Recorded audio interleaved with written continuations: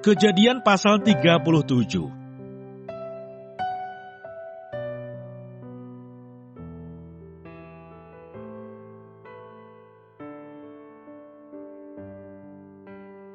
Yusuf dan saudara-saudaranya.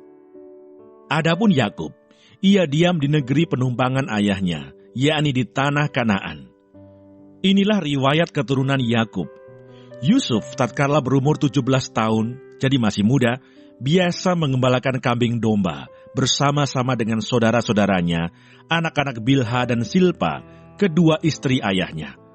Dan Yusuf menyampaikan kepada ayahnya kabar tentang kejahatan saudara-saudaranya.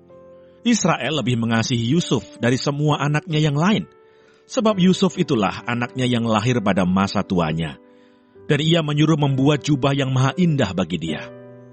Setelah dilihat oleh saudara-saudaranya bahwa ayahnya lebih mengasihi Yusuf dari semua saudaranya, maka bencilah mereka itu kepadanya dan tidak mau menyapanya dengan ramah.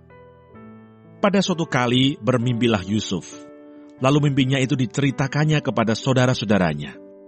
Sebab itulah mereka lebih benci lagi kepadanya. Karena katanya kepada mereka, "Coba dengarkan mimpi yang kumimpikan ini. Tampak kita sedang di ladang, mengikat berkas-berkas gandum. Lalu bangkitlah berkasku dan tegak berdiri. Kemudian datanglah berkas-berkas kamu sekalian mengelilingi dan sujud menyembah kepada berkasku itu." Lalu saudara-saudaranya berkata kepadanya, "Apakah engkau ingin menjadi raja atas kami? Apakah engkau ingin berkuasa atas kami?"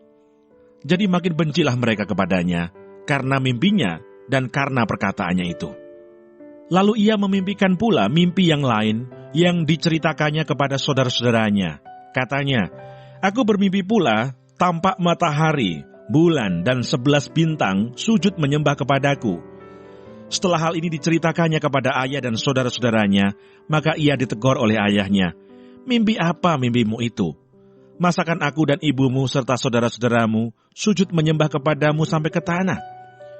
Maka iri hatilah saudara-saudaranya kepadanya, tetapi ayahnya menyimpan hal itu dalam hatinya. Yusuf dijual ke tanah Mesir. Pada suatu kali pergilah saudara-saudaranya mengembalakan kambing domba ayahnya dekat Sikem. Lalu Israel berkata kepada Yusuf, "Bukankah saudara-saudaramu mengembalakan kambing domba dekat Sikem? Marilah engkau kusuruh kepada mereka." Saud Yusuf, "Ya Bapa." Kata Israel kepadanya, "Pergilah engkau melihat apakah baik keadaan saudara-saudaramu dan keadaan kambing domba, dan bawalah kabar tentang itu kepadaku." Lalu Yakub menyuruh dia dari lembah Hebron, dan Yusuf pun sampailah ke Sikem. Ketika Yusuf berjalan ke sana kemari di padang, bertemulah ia dengan seorang laki-laki yang bertanya kepadanya, "Apakah yang kau cari?" Saudnya, "Aku mencari saudara-saudaraku. Tolonglah katakan kepadaku di mana mereka menggembalakan kambing domba." Lalu kata orang itu, "Mereka telah berangkat dari sini, sebab telah kudengar mereka berkata, 'Marilah kita pergi ke Dotan.'"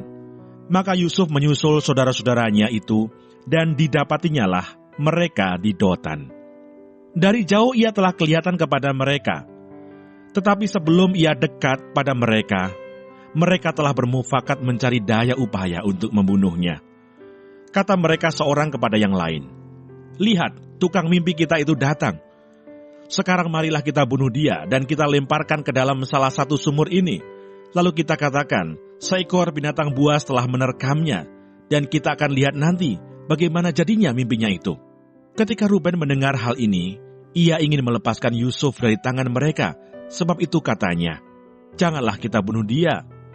Lagi kata Ruben kepada mereka, "Janganlah tumpahkan darah. Lemparkanlah dia ke dalam sumur yang ada di padang gurun ini, tetapi janganlah apa-apakan dia." Maksudnya, hendak melepaskan Yusuf dari tangan mereka dan membawanya kembali kepada ayahnya. Baru saja Yusuf sampai kepada saudara-saudaranya, mereka pun menanggalkan jubah Yusuf, jubah maha indah yang dipakainya itu. Dan mereka membawa dia dan melemparkan dia ke dalam sumur. Sumur itu kosong, tidak berair. Kemudian duduklah mereka untuk makan. Ketika mereka mengangkat muka, kelihatanlah kepada mereka suatu kafilah orang Ismail datang dari Gilead dengan untanya yang membawa damar, balsam, dan damar ladan. dalam perjalanannya mengangkut barang-barang itu ke Mesir. Lalu kata Yehuda kepada saudara-saudaranya itu, "Apakah untungnya kalau kita membunuh adik kita itu dan menyembunyikan darahnya? Marilah kita jual dia kepada orang Ismail ini. Tetapi janganlah kita apa-apakan dia, karena ia saudara kita, darah daging kita." Dan saudara-saudaranya mendengarkan perkataan itu. Ketika ada saudagar-saudagar Midian lewat, Yusuf diangkatnya ke atas dari dalam sumur itu, kemudian dijual kepada orang Ismail itu dengan harga 20 shikal perak. Lalu Yusuf dibawa mereka ke Mesir. Ketika Ruben kembali ke sumur itu, ternyata Yusuf tidak ada lagi di dalamnya. Lalu dikoyakkannyalah bajunya, dan kembalilah ia ke saudara-saudaranya, katanya, "Anak itu tidak ada lagi, kemanakah aku ini?" Kemudian mereka mengambil jubah Yusuf dan menyembelih seekor kambing, lalu mencelupkan jubah itu ke dalam darahnya. Jubah maha indah itu mereka suruh antarkan kepada ayah mereka dengan pesan, "Ini kami dapati. Silakanlah Bapak periksa apakah jubah ini milik anak Bapak atau tidak." Ketika Yakub memeriksa jubah itu, ia berkata, "Ini jubah anakku. Binatang buas telah memakannya. Tentulah Yusuf telah diterkam." Dan Yakub mengoyakkan jubahnya, lalu mengenakan kain kabung pada pinggangnya, dan berkabunglah ia berhari-hari lamanya karena anaknya itu. Sekalian anaknya laki-laki dan perempuan berusaha menghiburkan dia, tetapi ia menolak dihiburkan, serta katanya, "Tidak, aku akan berkabung sampai aku turun mendapatkan anakku ke dalam dunia orang mati." Demikianlah Yusuf ditangisi oleh ayahnya. Adapun Yusuf, ia dijual oleh orang Midian itu ke Mesir, kepada Potifar, seorang pegawai istana Firaun, kepala pengawal raja.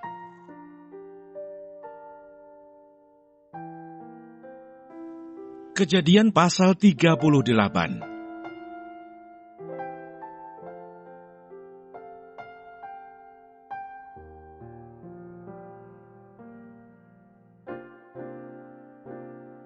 Yehuda dan Tamar. Pada waktu itu, Yehuda meninggalkan saudara-saudaranya dan menumpang pada seorang adulam yang namanya Hira.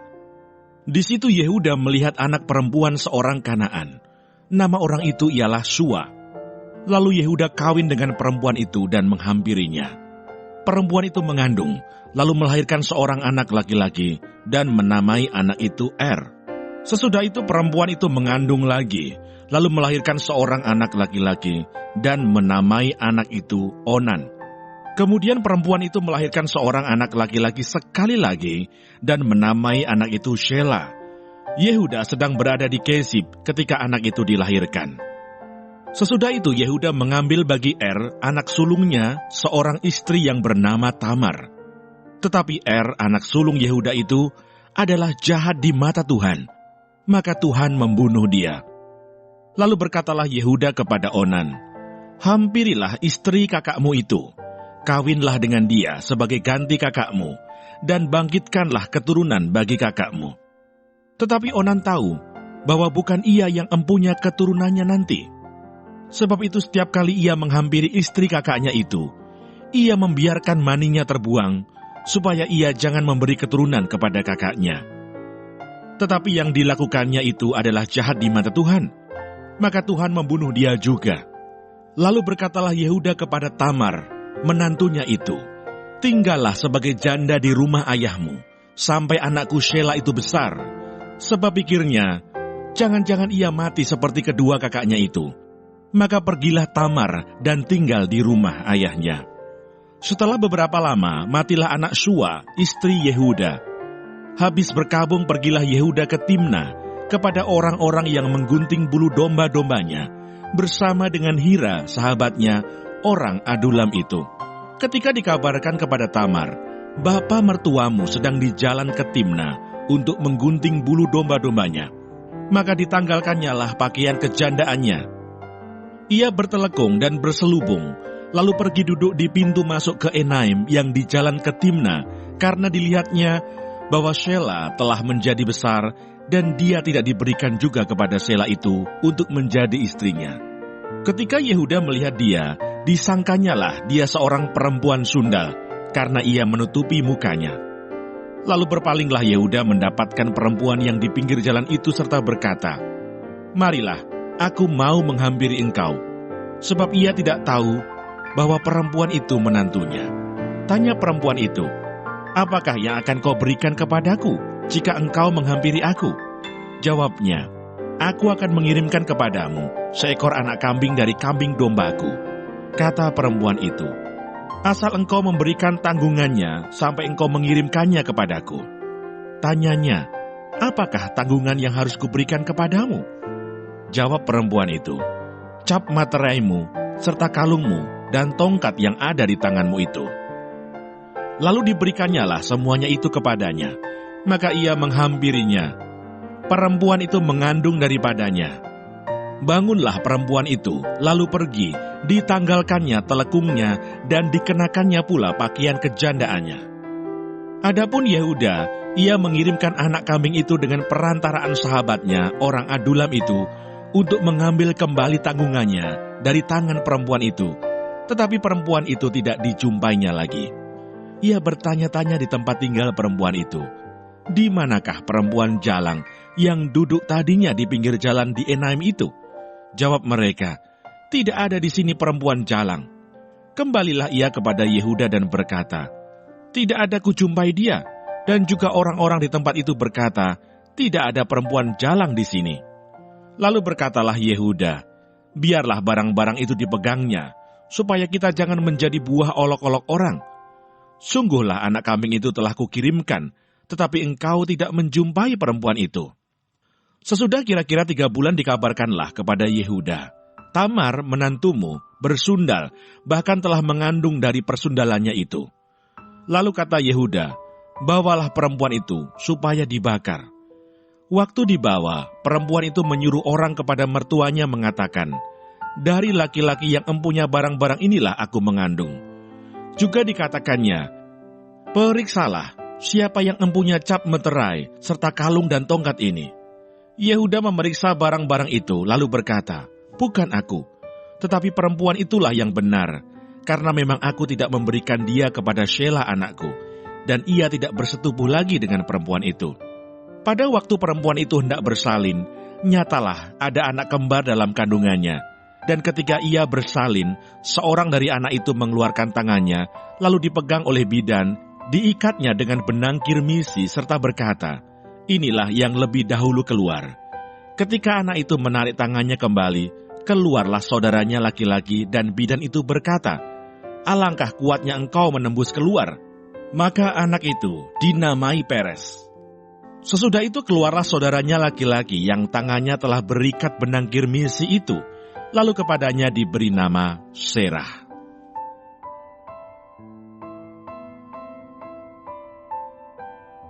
Kejadian pasal 39.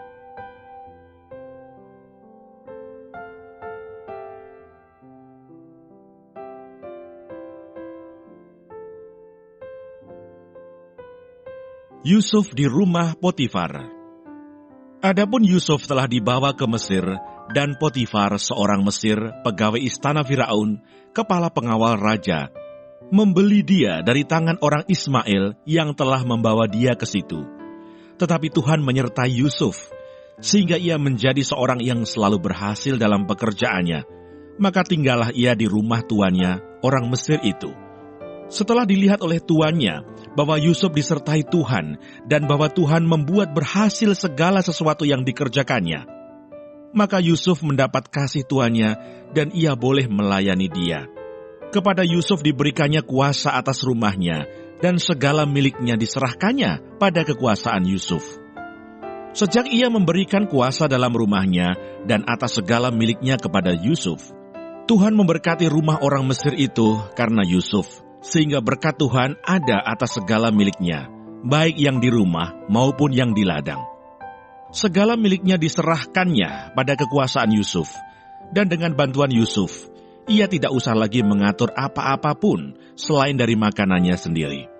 Adapun Yusuf itu manis sikapnya dan elok parasnya. Selang beberapa waktu istri tuannya memandang Yusuf dengan birahi, lalu katanya, marilah tidur dengan aku. Tetapi Yusuf menolak dan berkata kepada istri tuannya itu, dengan bantuanku tuanku itu tidak lagi mengatur apa yang ada di rumah ini, dan ia telah menyerahkan segala miliknya pada kekuasaanku. Bahkan di rumah ini ia tidak lebih besar kuasanya daripadaku, dan tiada yang tidak diserahkannya kepadaku, selain daripada engkau, sebab engkau istrinya. Bagaimanakah mungkin aku melakukan kejahatan yang besar ini dan berbuat dosa terhadap Allah? Walaupun dari hari ke hari perempuan itu membujuk Yusuf, Yusuf tidak mendengarkan bujukannya itu untuk tidur di sisinya dan bersetubuh dengan dia. Pada suatu hari masuklah Yusuf ke dalam rumah untuk melakukan pekerjaannya, sedang dari seisi rumah itu seorang pun tidak ada di rumah. Lalu perempuan itu memegang baju Yusuf sambil berkata, "Marilah tidur dengan aku." Tetapi Yusuf meninggalkan bajunya di tangan perempuan itu dan lari keluar. Ketika dilihat perempuan itu bahwa Yusuf meninggalkan bajunya dalam tangannya dan telah lari keluar, dipanggilnyalah seisi rumah itu, lalu katanya kepada mereka, "Lihat, dibawanya kemari seorang Ibrani, supaya orang ini dapat mempermainkan kita. Orang ini mendekati aku untuk tidur dengan aku, tetapi aku berteriak-teriak dengan suara keras. Dan ketika didengarnya bahwa aku berteriak sekeras-kerasnya, ditinggalkannyalah bajunya padaku, lalu ia lari keluar. Juga ditaruhnya baju Yusuf itu di sisinya, sampai tuan rumah pulang." Perkataan itu jugalah yang diceritakan perempuan itu kepada Potifar, katanya, "Hamba orang Ibrani yang kau bawa kemari itu datang kepadaku untuk mempermainkan aku. Tetapi ketika aku berteriak sekeras-kerasnya, ditinggalkannya bajunya padaku, lalu ia lari keluar." Baru saja didengar oleh tuannya perkataan yang diceritakan istrinya kepadanya, "Begini-begitulah aku diperlakukan oleh hambamu itu," maka bangkitlah amarahnya. Lalu Yusuf ditangkap oleh tuannya dan dimasukkan ke dalam penjara, tempat tahanan-tahanan raja dikurung. Demikianlah Yusuf dipenjarakan di sana. Tetapi Tuhan menyertai Yusuf dan melimpahkan kasih setianya kepadanya, dan membuat Yusuf kesayangan bagi kepala penjara itu. Sebab itu kepala penjara mempercayakan semua tahanan dalam penjara itu kepada Yusuf, dan segala pekerjaan yang harus dilakukan di situ, dialah yang mengurusnya. Dan kepala penjara tidak mencampuri segala yang dipercayakannya kepada Yusuf, karena Tuhan menyertai dia, dan apa yang dikerjakannya dibuat Tuhan berhasil.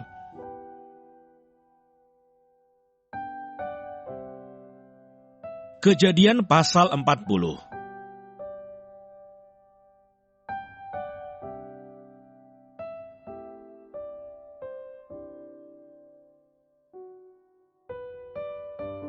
Mimpi juru minuman dan juru roti. Sesudah semuanya itu terjadilah, bahwa juru minuman Raja Mesir dan juru rotinya membuat kesalahan terhadap tuannya, Raja Mesir itu. Maka murkalah Firaun kepada kedua pegawai istananya, kepala juru minuman dan kepala juru roti itu. Ia menahan mereka dalam rumah kepala pengawal raja, dalam penjara tempat Yusuf dikurung. Kepala pengawal raja menempatkan Yusuf bersama-sama dengan mereka untuk melayani mereka. Demikianlah mereka ditahan beberapa waktu lamanya. Pada suatu kali bermimpilah mereka keduanya, baik juru minuman maupun juru roti Raja Mesir yang ditahan dalam penjara itu. Masing-masing ada mimpinya.